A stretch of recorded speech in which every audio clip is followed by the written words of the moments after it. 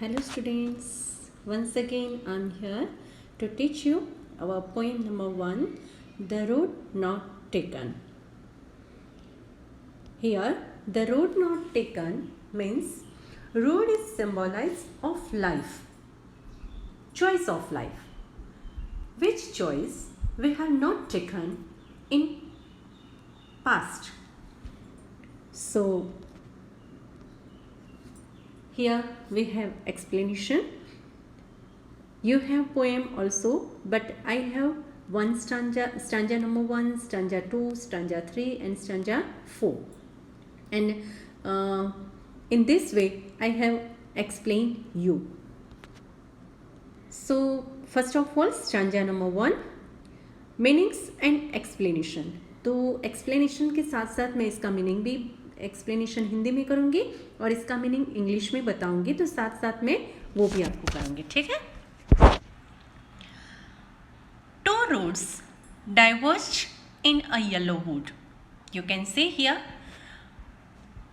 poet is standing on one road and at the left side and at the right side both the roads are going on. Two roads diverged in a yellow wood. Two roads diverged means separated and took different direction. It's called fork road. ठीक है, यानी कि ગુજરાતીમાં આપણે એને કહીએ છીએ ત્રિભેટો. ત્રણ રસ્તા જ્યાં ભેગા થતા હોય એ. થ્રી रास्ते जहाँ पर कलेक्ट होते हैं वो, ठीक है. तो two roads diverged in a yellow wood. Yellow wood means forest where there is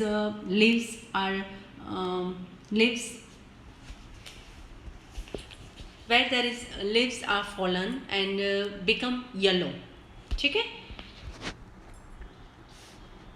It's a matter of autumn season, ठीक है.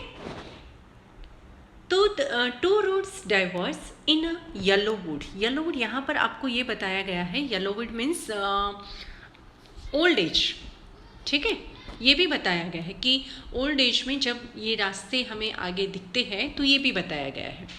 And sorry I could not travel both. अब पोइट कहते हैं कि मैं यहाँ पर खड़ा हूँ, मैं आगे देख सकता हूँ कि दो रास्ते डाइवर्ज हो रहे हैं, पर sorry I could not travel both and be one traveller, ठीक है. वो कहता है कि एक ट्रैवलर, एक मुसाफिर होने के नाते मैं दोनों रास्ते पर चल नहीं सकता, इसलिए सॉरी कहते हैं.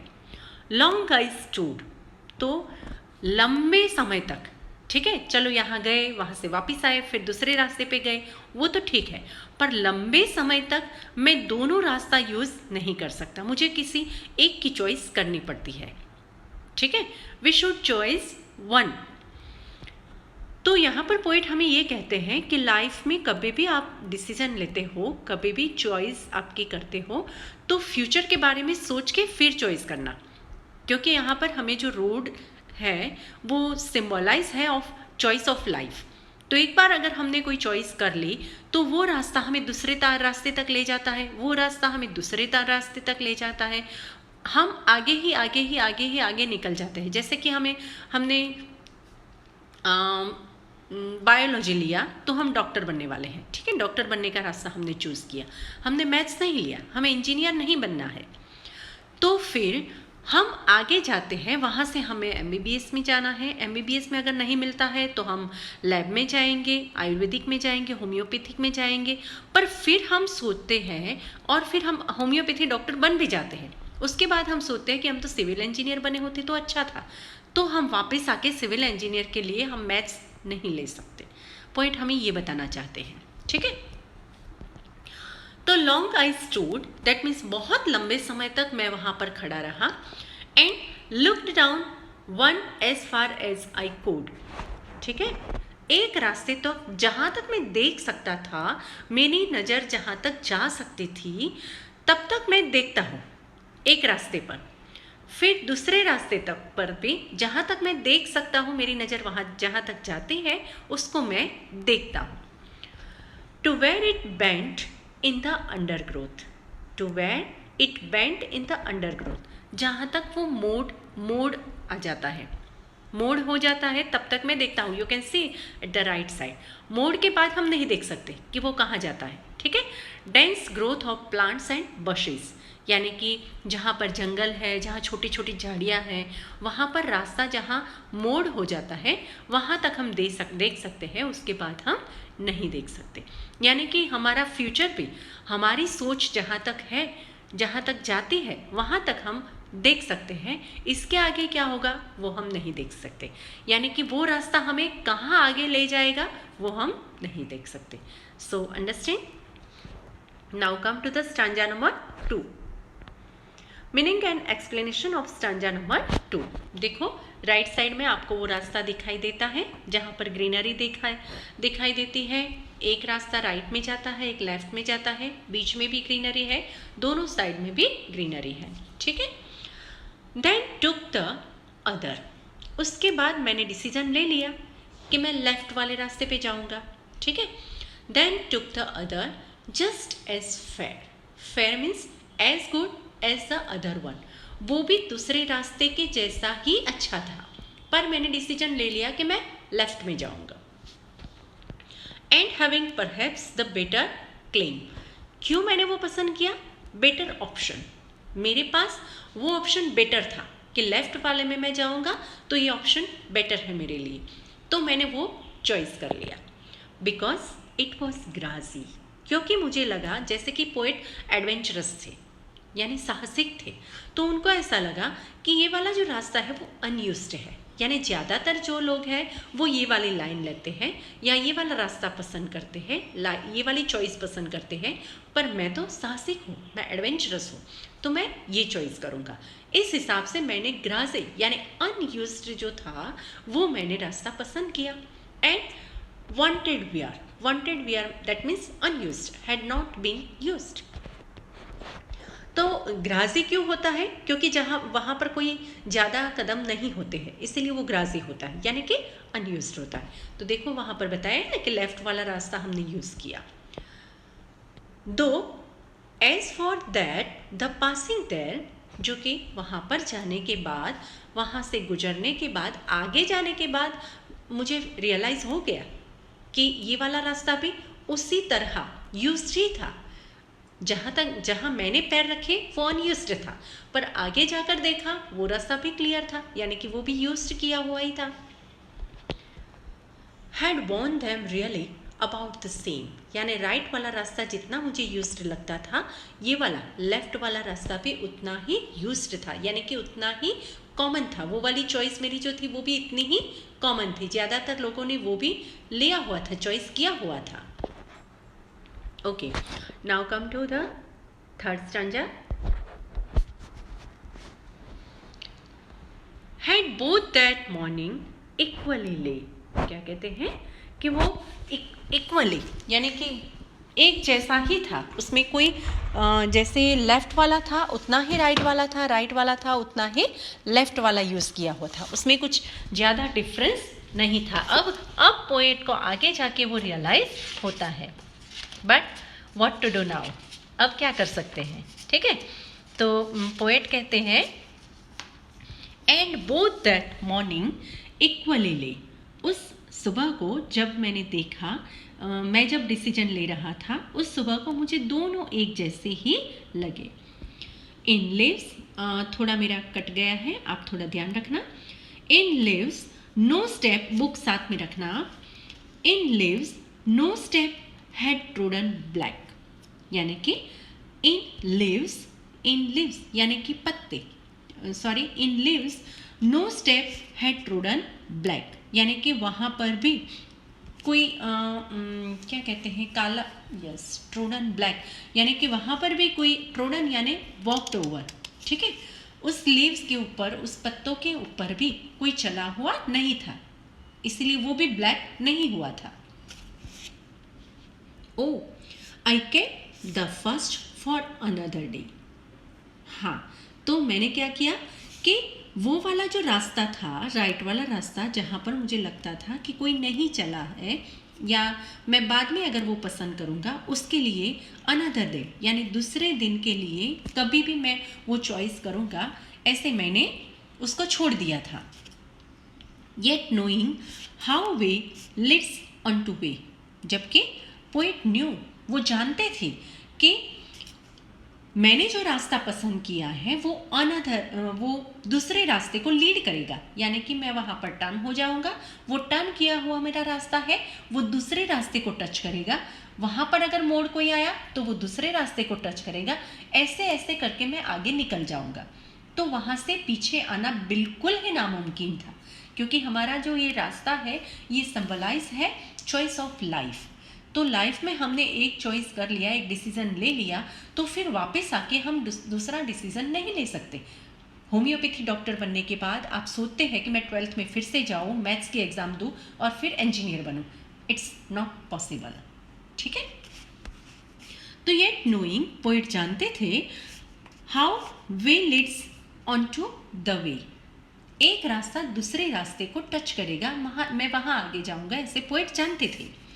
आई doubted if I should ever come back, पर मुझे डाउट था कि मैं शायद इस रास्ते पर वापस आऊँ, ऐसा सोचकर मैंने वो रास्ता छोड़ दिया था। स्टैंजा नंबर 4 जिसमें है I shall be telling this with a sigh. अब जबकि वो बड़े हो गए हैं, बूढ़े हो गए हैं, एल्डर हो गए हैं, तब वो एक साय के साथ डीप ब्रीथ, एक निसास हो गुजराती में जेने આપણે કહીએ છીએ, उसके साथ वो कहते हैं आई शैल बी टेलिंग, मैं एक निसासो नाखीने, एक डीप ब्रीथ के साथ मैं कहूँगा, क्या कहूँगा, somewhere ages and ages hence, here hence means in the future में मैं जब एजेस मेरी बहुत उम्र हो जाएगी, मैं बूढ़ा हो जाऊंगा, तब मैं ये कहूँगा 2 roads diverged in a wood, 2 रास्ते जंगल में जा रहे थे, and I took the one less travel by, और मैंने जो अच्छा वाला रास्ता था, लेस ट्रेवल बाय, जो अनयूज्ड था, वो रास्ता मैंने यूज़ किया था, वो चॉइस मैंने पसंद की थी कि ये वाला जो रास्ता है, यानी लाइफ में मैं अगर ये चॉइस करूँगा तो आगे स्कोप ज़्यादा है, फ्यूचर मेरा ब्राइट है, वहाँ वो वाला रास्ता मैंने चूज़ किया था। And that has made all the difference, and now what am I is due to the choice of past में मेरी जो चॉइस थी, भूतकाल में मैंने जो पसंदगी की थी, आज मेरी जो लाइफ है वो सिर्फ और सिर्फ उस पर डिपेंड है, इसकी वजह से है। अगर मैंने ये चॉइस की होती तो आज मेरी लाइफ कुछ और होती। पर हम जो भी decision, so poet here wants to say us that what choice you do with wittily, यानी कि सोच समझकर चॉइस करना, because your future is totally depend on your choice, ठीक है। So students, mind were that what choice you want to do, first wittily think about it and then choose it, okay. So here our poems explanation and meaning is over. Now come to the literary devices, यानी कि जो grammatical होता है, grammatical कहाँ poem में जो होता है उसकी डिवाइसेस के अकॉर्डिंग, जैसे कि उसकी राइम स्कीम क्या होती है, इसमें कौन सा वो फिगर ऑफ स्पीच है, वो सब, ठीक है।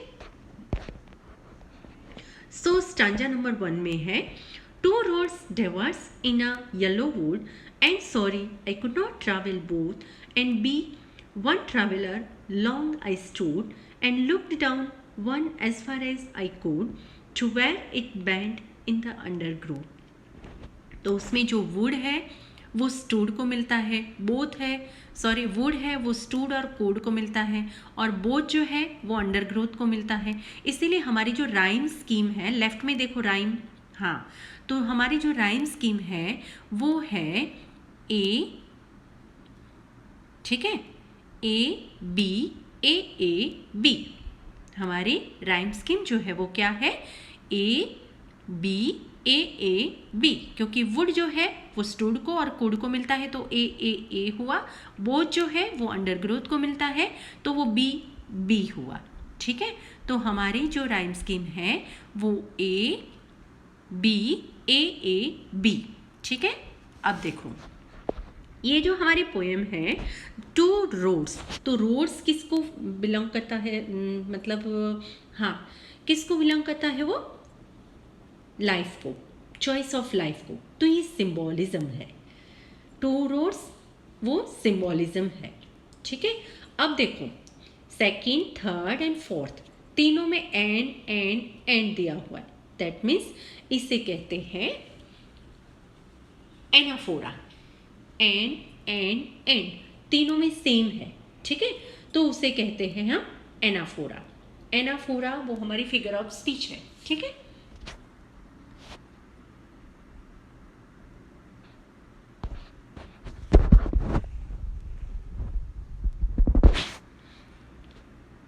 ओके, देन स्टांजा नंबर 2, उसमें भी देखो राइम स्कीम फेयर, ठीक है, fair where and there. Fair where, first line में फेयर, थर्ड में वेयर एंड फोर्थ में देयर। तो ये भी ए, सेकंड में है क्लेम और फिफ्थ में है सेम। तो क्लेम और सेम इज सेम, यानी कि बी। तो हमारी जो राइम स्कीम है वो ए बी, ठीक है। और यहाँ एलिट्रेशन है। एलिट्रेशन किसका है, देखो वांटेड वेयर, W, फिर है दो, दैट एंड द, ठीक है। तो ये एलिट्रेशन है, यहाँ पर W का और यहाँ पर द का, ठीक है, समझ में आ गया। अब है स्टांजा नंबर 3, तो उसमें भी देखो राइम स्कीम हमारी ए बी, ठीक है, आप देख सकते हैं ना। ओके, उसके बाद है एलिट्रेशन, फर्स्ट एंड फोर, उसमें फ का एलिट्रेशन है, ओके। स्टांजा नंबर 4 जिसमें है साई, स्टांजा नंबर 4 साई, तो थर्ड लाइन में आई एंड फोर्थ लाइन में बाई, ठीक है। तो ये ए और सेकंड लाइन में है हैंस और फिफ्थ में है डिफरेंस, तो दोनों बी। तो हमारी राइम्स का स्कीम सेम हुई, ए बी, ठीक है। अब यहाँ पर है रिपीटेशन कहेंगे aegis and aegis, second line में दोनों सेम वर्ड एक ही लाइन में रिपीट होते हैं, उसे हम रिपीटेशन कहते हैं, ठीक है। Same word, not same letter. अगर एक ही लाइन में सेम लेटर रिपीट होता है तो हम उसे एलिट्रेशन कहेंगे, और सेम वर्ड रिपीट होता है तो हम उसे रिपीटेशन कहेंगे, ठीक है। और इस पोएम में तो फर्स्ट स्टांजा में और लास्ट स्टांजा में एक लाइन भी रिपीट होती है। कौन सी लाइन रिपीट होती है, देखा आपने, two roads diverged in a wood, first में है two roads diverged in a yellow wood, तो ये लाइन भी रिपीट होती है, ठीक है। Now we come to end of the poem. You have to write its exercise and send me pic on WhatsApp, okay?